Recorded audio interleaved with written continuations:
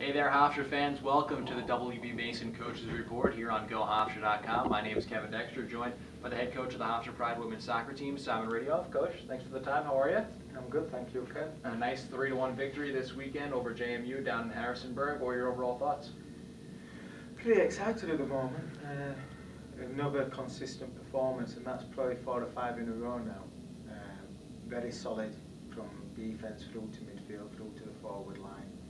And to get an early goal to settle us down and then get a really good first half performance, it was really, really impressive. You mentioned the first half, all of your goals coming in the first half, really jumping on the Dukes early on. And again, 3 different goal scorers, and it seems like a number of different goal scorers are really contributing for your team as of late. Yeah, JMU are a very good programme, and to be fair to them, they had to play on Thursday night when we had a week off.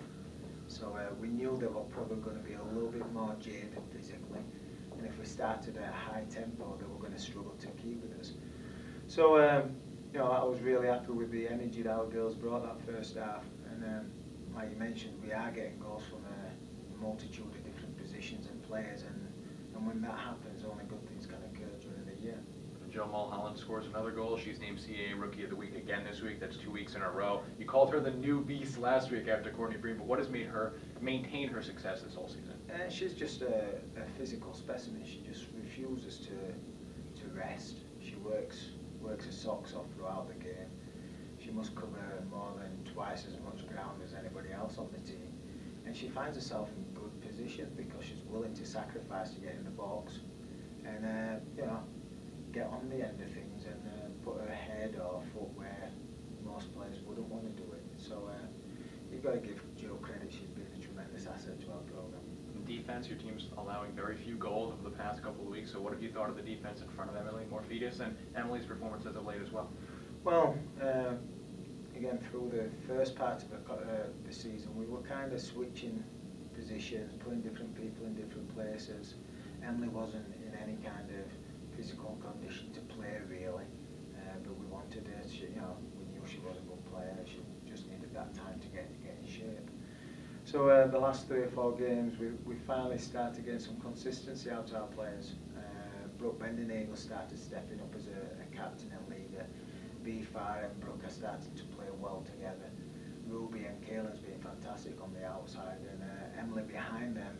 They started getting a fitness back, and it's showing. And when you get a good foundation of a back 4 or back 5, if you include the goalkeeper, everything else can just springboard from there, and that's what's happening at the moment. Well, you speak about all the time the importance of picking up victories in conference, but more importantly, those road conference victories. You had the one early in the season against UNCW, now another one this week. When you look at the end of the season, you think you're going to look back at how important these 2 wins really were to start off the conference season on the road? Yeah, I would imagine.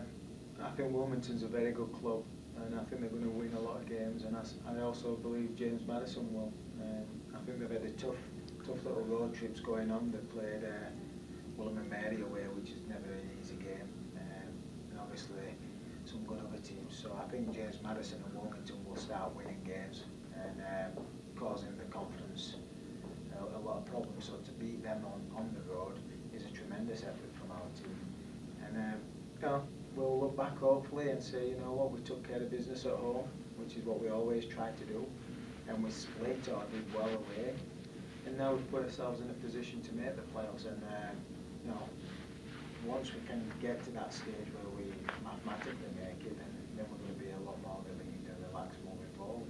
Well, now you're one of 3 teams that are undefeated in conference play, sitting atop the conference. So how much attention now that you're 3 games in, you're starting to get to the meat of the conference schedule, do you pay attention to who's playing who among the rest of the conference and battling for that position?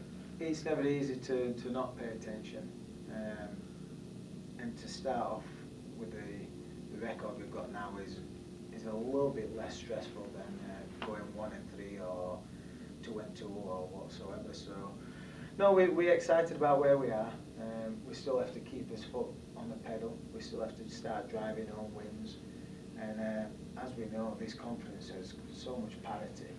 And this week we might be joint top on win percentage. Within 2 weeks we could be joint bottom. And that's how this conference is. It's very topsy-turvy at times. And it all depends on the scheduling, who you're playing early, who you're not playing, where you're playing them. that's going to affect the final standings. And you know, we're in a good position right now, but that can quickly change. And I'm sure every other team are saying, you know, we'll get a win, and then we can build on that. And that's what we've got to keep doing. We've got to keep getting wins and keep building. We do have a very challenging week ahead of you. Delaware coming here to Hofstra Soccer Stadium on Thursday. The only team with a higher winning percentage, you mentioned, than you, just being 4-0. They played 4 games. You've only played 3 in conference, so they're atop the conference. And Drexel has quietly been very good this year on the road on Sunday. They're 2-1 and 1 in conference as well. Yeah, Delaware, it's obviously a traditional battle between Hofstra and Delaware. We are foes in many years since I've been here.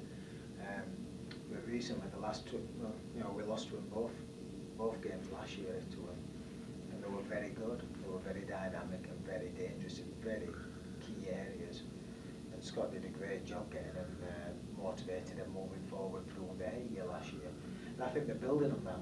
You know, I think once you make that playoff run and get that confidence within the program, it's just a maintaining thing, and that's what he's done this year. And they're starting to believe, and they're going to come in here ready to do battle and ready to knock us off our home field. And Drexel, we should have lost from last year, to be fair. They came at us, and going to their field is never an easy proposition for anybody. Ray Gould does a great job. They're going to be tactically very clued in. They're going to make it very difficult, and as an overall team, they're very, very solid.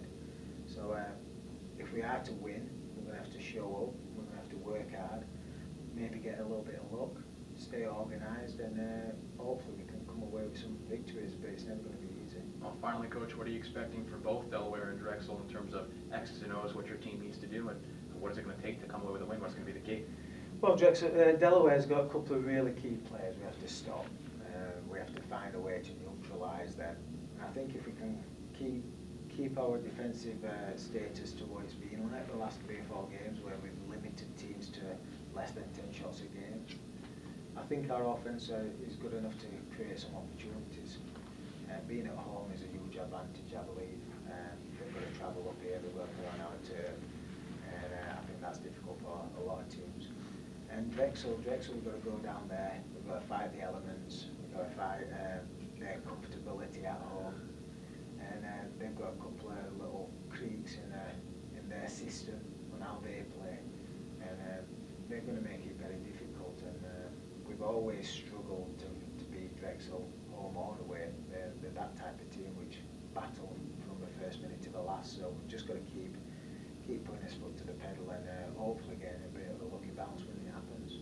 All right, Coach Riddiough's team is going to be taking on Delaware here at Hofstra Soccer Stadium, a 6 o'clock start on Thursday night. Make sure to come out and support the Pride, then on the road on Sunday at Drexel. Coach, thanks for the time. Best of luck this week. Yeah, thanks, Kevin. And thank you for tuning in to the WB Mason Coaches Report here on GoHofstra.com.